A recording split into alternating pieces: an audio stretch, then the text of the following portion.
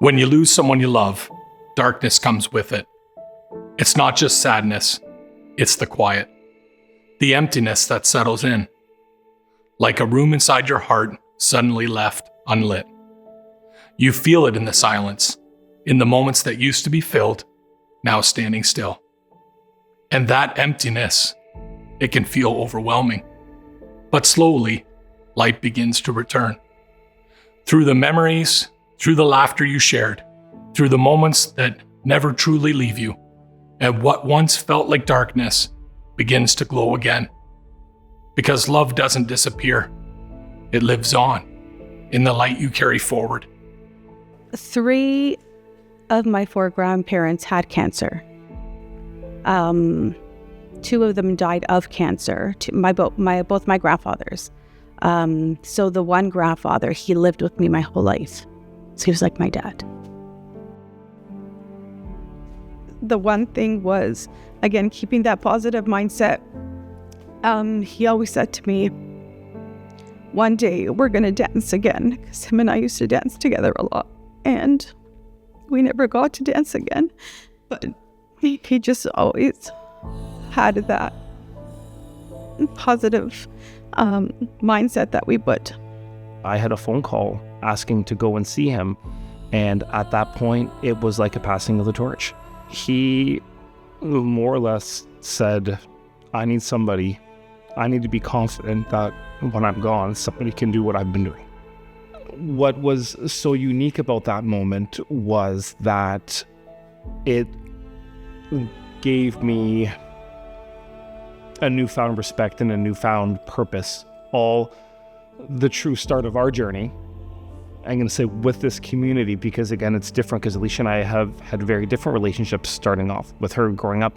It changed my view of how I think people can accept where they are and know that there are still things that are important. And for him, and knowing the kind of man that he was, I could tell how important that moment was to him.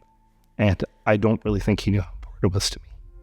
He was a pretty tough old bird, tough old Dutchman, because he experienced so much through his life. Hardship from when he moved, growing up in Holland during the war, moving to Canada by himself. My mom was a rock star. Still is. She brought Dad everywhere. His appointments, cancer treatment. My sisters looked after a lot. It would be the knock on the door as he walked by my bedroom on a Saturday morning saying, hey, you want to go fishing?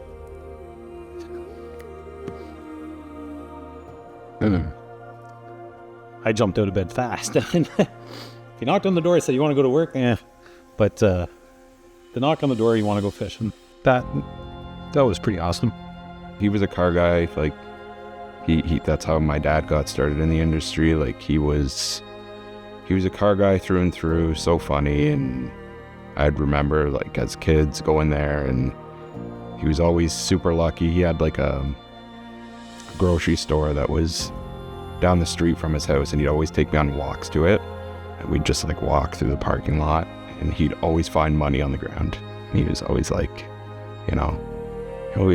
you gotta be watching in front of you and make sure, you're always aware, because you never know what you'll find. And he's like, every time you'd find something on the ground, like if it was $1 or, a quarter, like $2, whatever it was, he'd always find something. I just remember that so vividly as a kid, like him just bringing me for that walk. So yeah, I miss, hearing from him, seeing him, anytime the family gets together. Holidays are tough that he's not there. I have young kids now. They never got to meet him, so I think it would be so cool if, he got to meet them. But yeah. I think if I were to choose, if I had one moment, I would just like to be sitting at a table with him and just talking, or beside him. I think just being able to,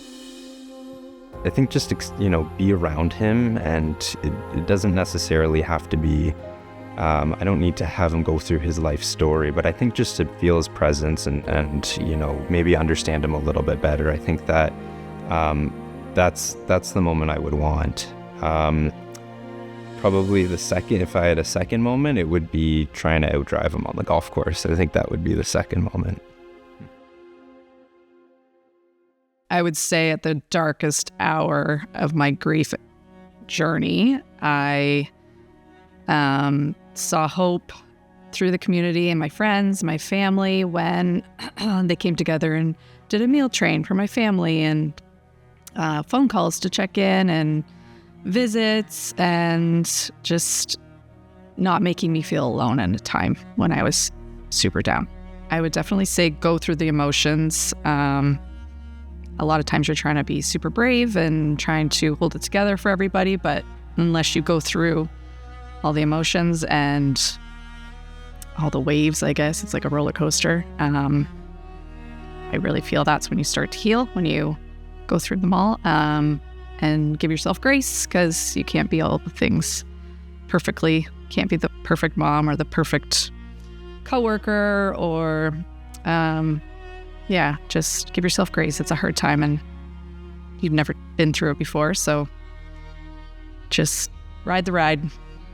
There was a lot of people that came from all over. They heard the Facebook post got spread. It was something like I had Facebook posts that would go like to, 1,000 people would see it. And this one was, I think it was like 38,000 back then. And it was like it went huge. I think that also psychologically helped wow, this whole community is behind me. My mom was my strength through all of this. And my family, my husband, my children. And I believe that we were her strength as well. When you have love, you have it all. And that's the great part about all of this. It brings you together in ways you didn't think were possible. So it bonds you together throughout your whole family, like your brothers, your sisters, all the way to grandkids, it brings your family really close. I think mind over matter, keeping a positive mind, a positive outlook on life, and really still being, conscious of what you're feeling and monitoring all of that, but really having a good, positive mind, having a great support system. I always find keeping busy and keeping your mind off of that, it could be a very dark, scary place, but keeping things in your life that are a little bit more fun or off topic and keeping your mind busy would really help. As a private person, I didn't tell a lot of people. People knew what I was going through, so it was good. It was good. What I got, it was all positive and reassuring that I would do fine. I would make it. Yeah. If you get support, just take it. It'll help in the long run. It'll help you out a lot. It helped me, even though, the fellow workers and that texted you and called you once in a while. That was really, really bumped me up. It's like, okay, oh yeah, and talking to them, things are going good. How about you? Just relating to things and that. So that pushed you forward more. So yeah, take all the support you can get. You're not alone. You won't be alone through any of this journey.